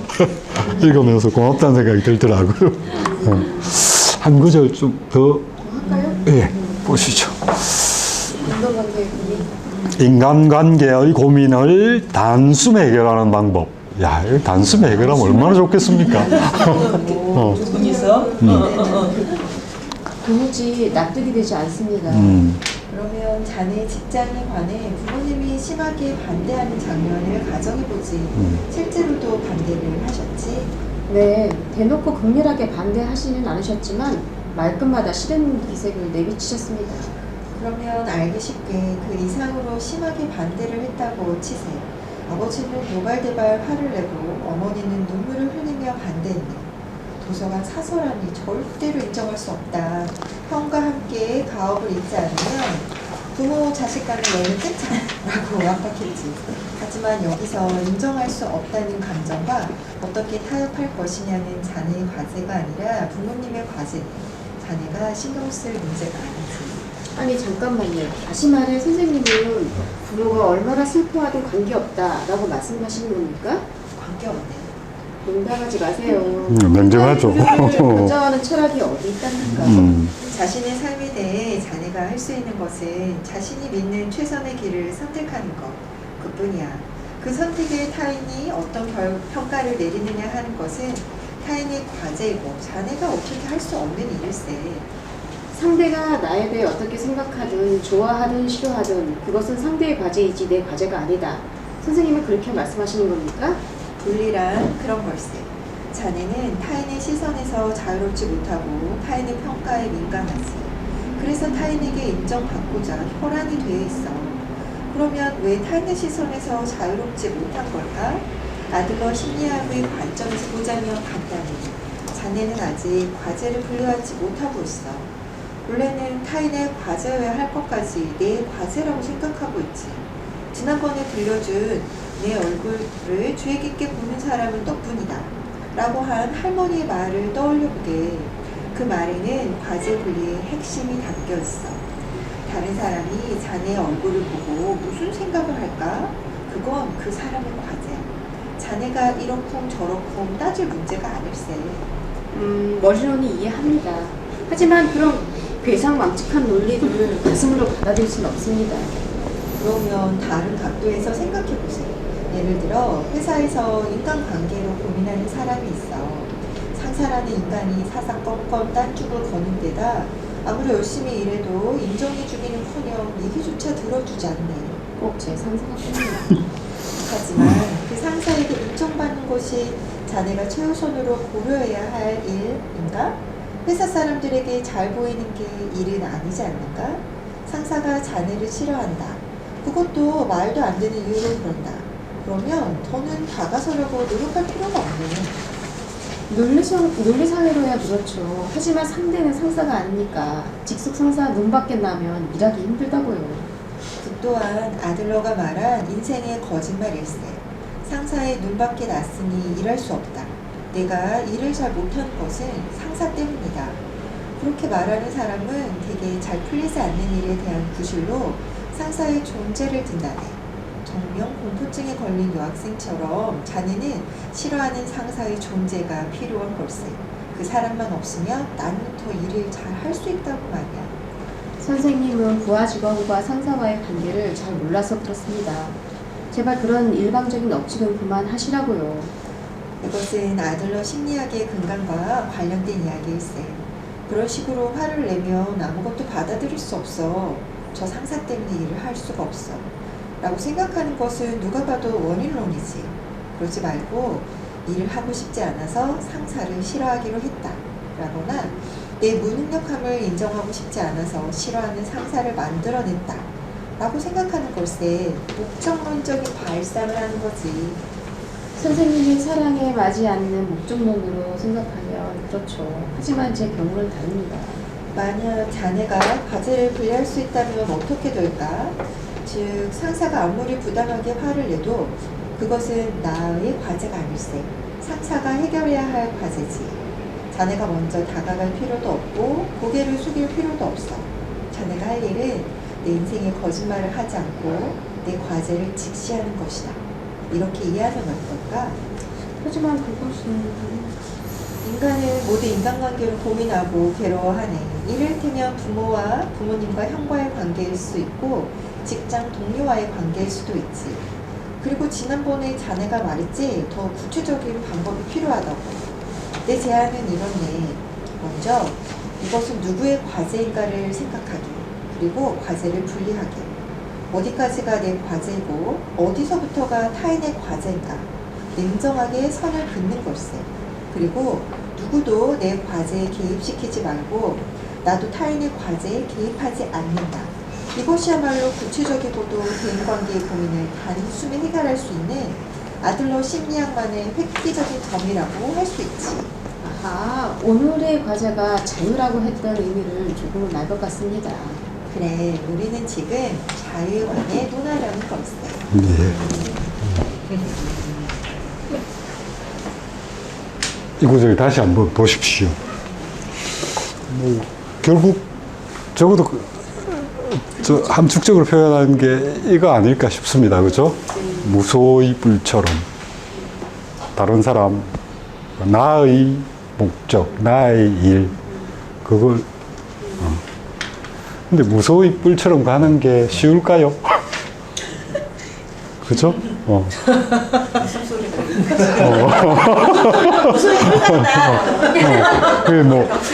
뭐 책에는 이렇게 적혀 있지만 뭐 이렇게 하면 단번에 문제가 해결될 수 있을 것 같아 보이는데 무소의 뿔처럼 가는 게 쉬운 일이 아니죠. 어려우니까.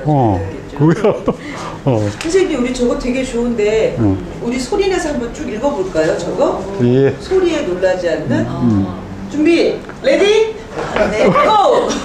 소리에 놀라지 않는 사자같이 그물에 걸리지 않는 바람같이 물에 더럽혀지지 않는 연꽃같이 무소의 뿔처럼 혼자서 가라.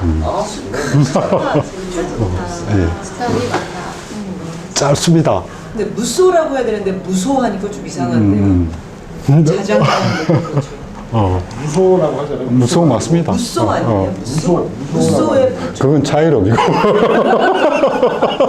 그건 차이름이다. 짤막한 구절이니까 뭐 이렇게 한 번씩 이렇게 마음속에서 되새겨 보는 것도 괜찮을 것 같습니다. 쉽지 않은 길이긴 한데. 이게 내 과제인가 애 과제인가 내가 계획해도 화가 사라질 것 같은데요? 그럴 수도 있겠어요. 예, 그것도 그거 저는 괜찮은 그건 것 같습니다. 예, 왜냐하면 그렇게 생각하는 순간 한 걸음 물러나서 생각할 수 있는, 그러니까 감정적으로 대응하지 않을 수 있는. 보통 인간관계에서 문제가 생기는 게 감정하고 같이 딸려서 갑니다. 말이나 행동들이. 그렇죠? 그런 경우에는 이렇게 뒤로 당겨줄 수 있는 뭔가 있으면 훨씬 더 나은 그게 될 수 있는데 그 방법 중에 하나죠. 이게 내 과제인가? 과제라는 말이 네. 감당해야 할 목. 예, 내 일. 예, 번역을 할 수 있습니다. 예, 내 일. 내가 해야 될 일. 뭐 이 정도로. 내가 감당해야 될 몫이야. 이런 식의. 이건 내가 감당해야지. 내가 감당해야 될 몫이야. 이런 식의 심리적으로 어느 정도 거리를 둬가면서 약간 뭐랄까 초연하게 객관적으로 뭐 좀 행동하면서 마음의 자유를 얻으라 이런 식의 조언들은 영화 같은 데서 어떤 나이 드신 분들 막 힘들어하는 점에 대한 해주는 그런 대사에서도 많이 본 느낌이에요. 그렇지 않나요? 근데 사실 사람은 굉장히 감성적인 우리 행동들의 많은 부분들이 감성이 지배를 합니다. 그러니까 누가 이렇게 한마디만 해도 어떨 때는 욱 올라오기도 하고요. 그러면 그게 또 말로 튀어나가고 이렇게 해서 여기 이런 식의 어떤 대형들은 굉장히 합리적인 이게 내 과제인가 이런 걸 따지는 그런 것도 필요하고요. 그러니까 이 심장이 굉장히 차갑다라고는 좀 그래 좀 차분한 상태를 유지하는 그런 그게 돼야만 이렇게 되는 건데 사람은 굉장히 감성적인 동물이잖아요. 혹시 그런 근데 감성적인 감성적으로 대응하는 그런 것들이 대부분이기 때문에 사실은 가끔씩은 가다가 좀 이렇게 가라앉힐 필요가 있는 거죠. 그러면 그 가라앉히는 순간은 다시 그 감정에 더 끌려 들어가지 않는 그런 자기를 만들어 갈 수 있으면 그럼 뭐 조금 더 나아지겠죠, 삶이. 그러니까 그 대응하는 그런. 구슬불처럼 혼자서 가.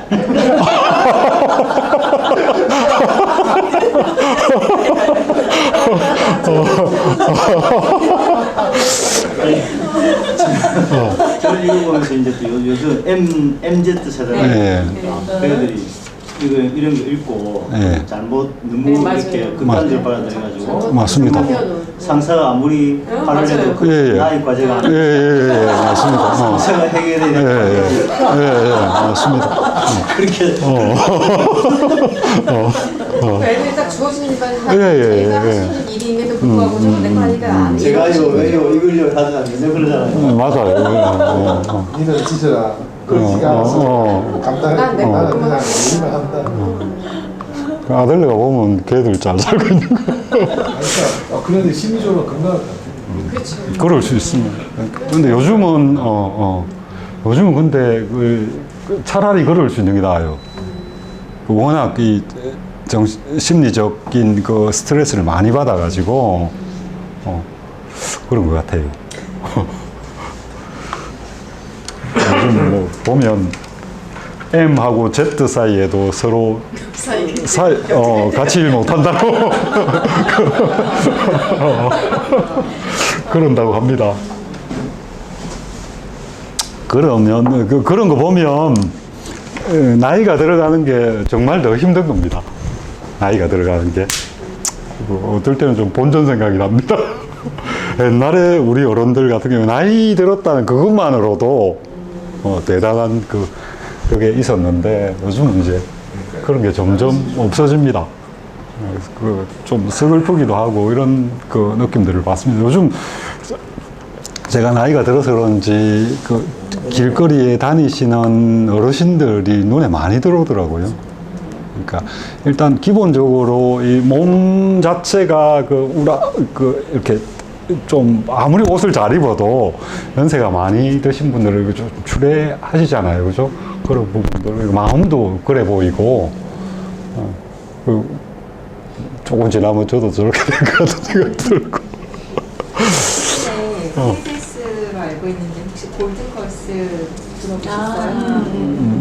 저 우연히 연말에 춤추고 노래하는 거 봤어요. 박진영 JYP인지 이미 완전히 성공했잖아요. 엔터테인먼트 쪽으로. 그래서 사실은 더 이상 뭐 본인이 이루거나 뭐 이런 거는 이제 넘어섰는데 아주 큰 그림으로 가요계나 이런 것들을 생각했을 때 사실 갭이 있잖아요. 지금 그렇죠. 세대들이 듣는 음악과 또 저희가 또 좋아하는 음악의 간극을 생각하면서 지금 그게 잊혀져 가는 별들을 이대로 그냥 두긴 너무 아깝다는 생각에 네, 그래서 이제 이은미랑 그리고 인순이 걸스라고 그래서 신효범, 박미경 평균 나이가 59.5세 지금 보니까 인순이 65세 노래를 46년 하셨고 나머지 멤버들도 36년, 38년 이렇게 한 멤버고 발라드만 불렀던 우리 가수들은 진짜 완전히 요즘 빠졌어요. 숨이 다 외우냐.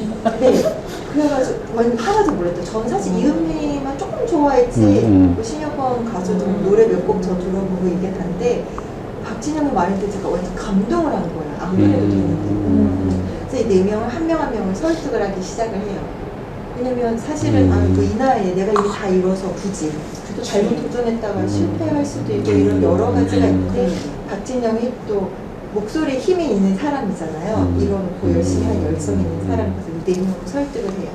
그래가지고 걸그룹을 만들자. 이 네 명. 그 과정에서 저도 너무 여기 소름이 돋는 거예요. 그래서 이제 인순이 선배님은 65세신데 설득을 하고 나머지 멤버들 특히 이은미라는 가수는 아주 까칠하고 자기만의 세계가 되게 강하고 이분은 할까 말까 고민을 춤 이런 거 나와하는 뭐 그렇죠. 이렇게 했는데 여기 영상 혹시 볼 수는 없죠?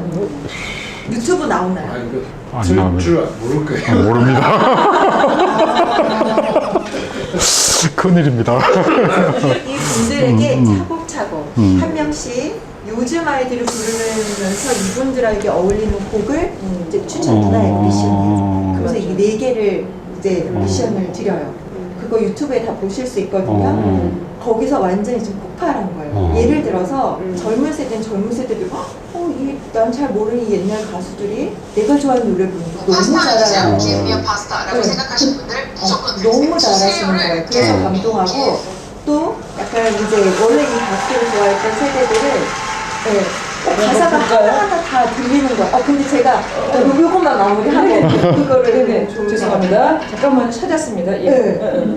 그래서 저도 솔직히 요즘 젊은 세대들 노래 들으면 뭔가 살짝 하나도 안 들리거든요. 근데 요즘 노래를 불러주는데 가사가 하나하나 다 들리면서 딸과 엄마가 대화를 시작을 하는 거예요. 그리고 또 40대, 50대, 60대 여성들, 남성분들도 하나도 우리가 늦지 않았구나. 뭔가 할 수 있다는 그 어떤 그래서 이렇게 해서 한 명 한 명 미션을 줘서 그 노래가 유튜브에서 폭발을 했고요.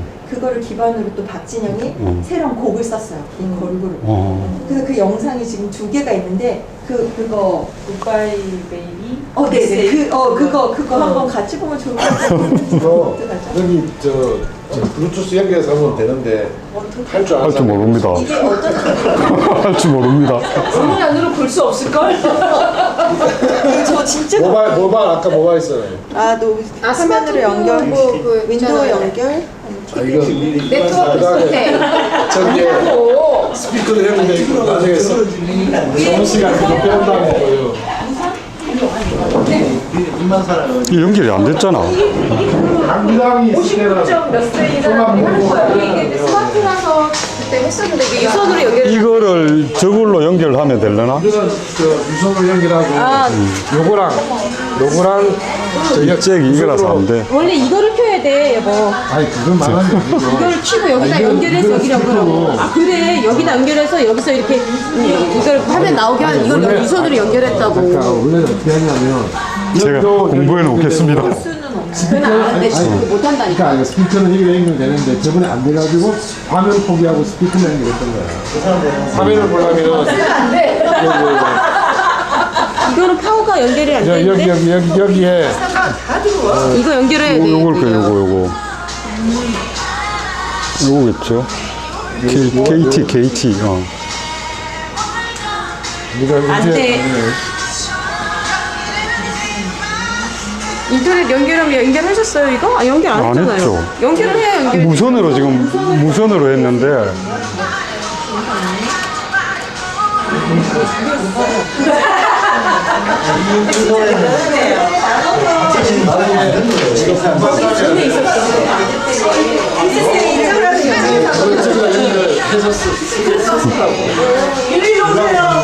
저기도 있고.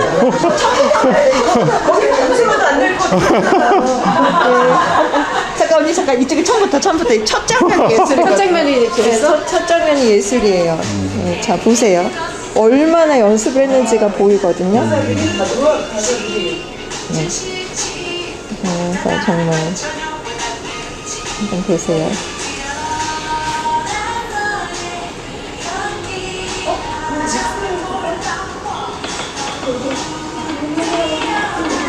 우와. 기절이죠.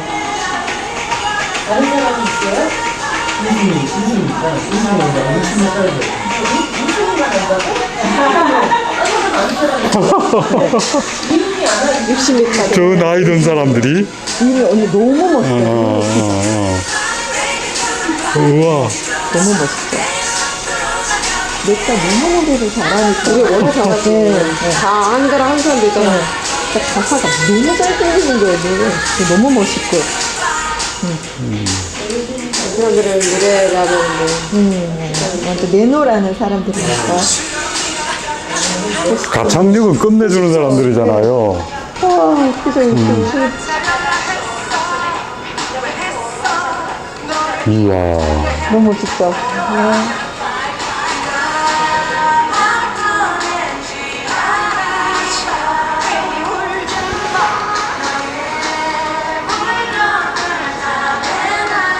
이 인물가 지금 넷 중에서 이게 누구예요? 폭발해서 신여범이야.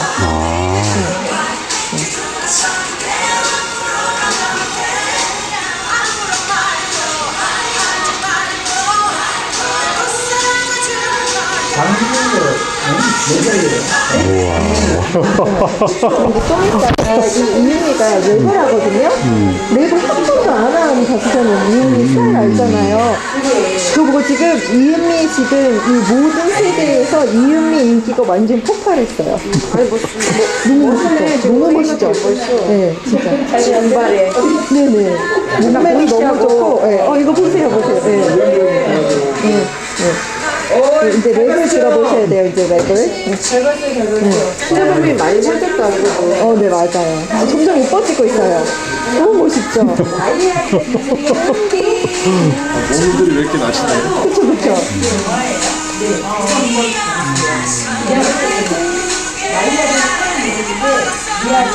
이야. 네, 아마 컷 나올 거예요. 랩하는 부분 이은미 한 번만 보세요.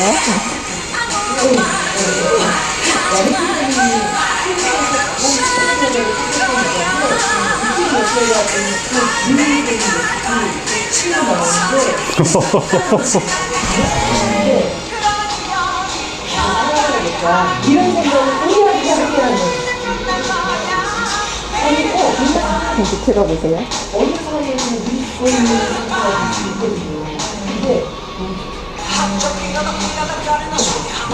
우와.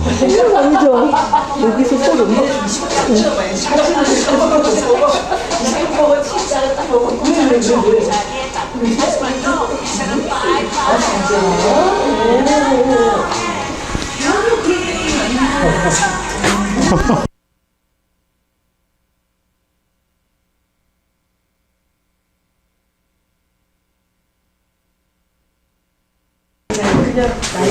이제는 잘 알아요. 들여다봐야 될 것 같긴 한데 저기서 보면 너무 좋겠죠. 여기 너무 학교에서 잘 봤어요. 보고 배웠었는데 우리 이사 가면 이거부터 살립시다. 원래는 되는 건데 지금. 예. 아니 저기 내가 알기로는 모니터는 되는데 스피커가 안 돼서 스피커를 유선으로 마샬하고 연결을 했고요. 마샬은 그냥 블루투스로 연결이 돼요. 화면이 안 나오고 스피커로 소리는 나올 수 있어요. 이게 되게 블루투스. 그럼 이걸 지금 스피커니까. 저기 연결해야 돼. 아니 그러니까 원래 그냥 저거로만 놓고는 블루투스가 기능이 되는데 하여튼 뭔가- 화면을 보고 싶어서 뭔가가- 화면을 보고 싶으면 저걸 연결을 해야 되는데 소리가 없으니까 여기랑 소리랑 연결했다고. 네, 하여튼 요걸로 이거만큼 그랬는데 화면도 보면서 오늘 여기까지 하겠습니다. 옮긴 다음에